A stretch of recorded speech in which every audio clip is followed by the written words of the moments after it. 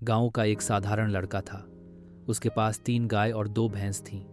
वह खेती बाड़ी करता और सादा जीवन जीता था। रोज सुबह जल्दी उठकर गाय भैंस को चारा पानी देता, खेत में काम करता और दिन भर मेहनत करता। जिंदगी साधारण थी, लेकिन उसके मन में हमेशा यह सवाल रहता, क्या मैं सारी उम्र इसी तरह खेत खलिहान और पशुओं में ही उलझा रहूंगा? क्या मैं कभी अमीर नहीं बन पाऊंगा? एक दिन उसने अपने दोस्तों को ड्रीम 11 के बारे में बात करते सुना। दोस्त कह रहे थे, भाई लोग यहाँ छोटी रकम लगाकर लाखों करोड़ों जीत जाते हैं।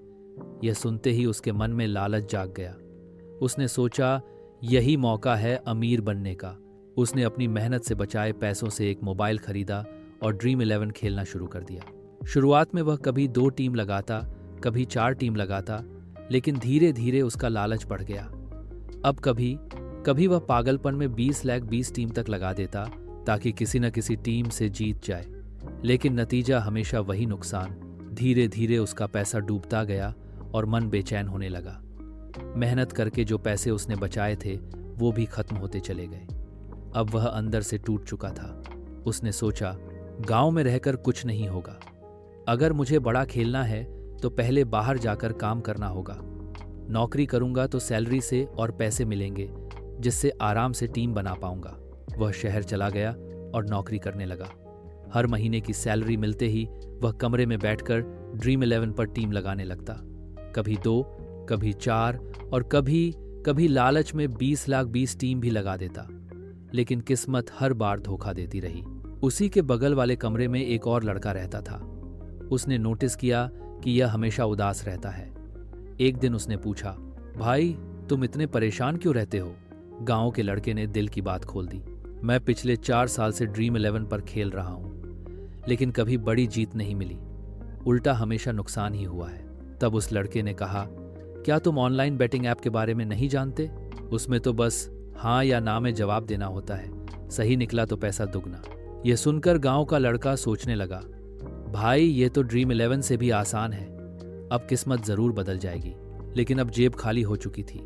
उसने पत्नी को गांव में फोन किया, सुनो तुम मेरी जान हो, क्या तुम मेरी एक बात मानोगी?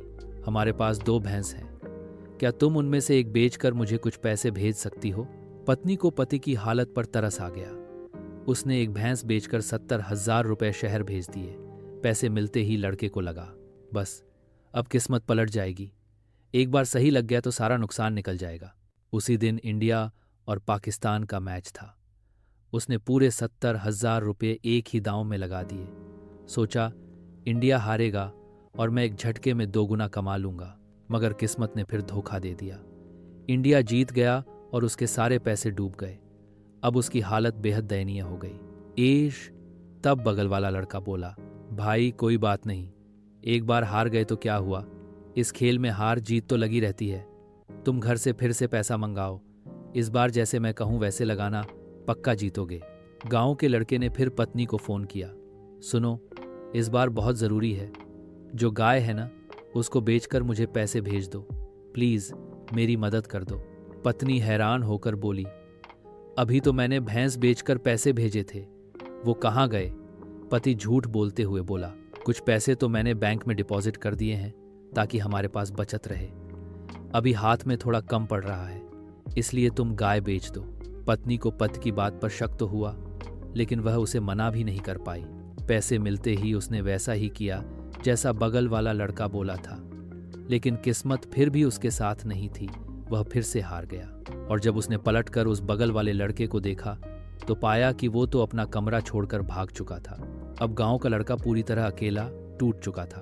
उसके पास न पशु बचे थे न पैसा, और अब गांव में इतना उधार हो चुका था कि लोग उसे जुआरी कहकर ताने देने लगे। शर्म और तानों से बचने के लिए उसने गांव छोड़ दिया और कहीं दूर भटकने लगा।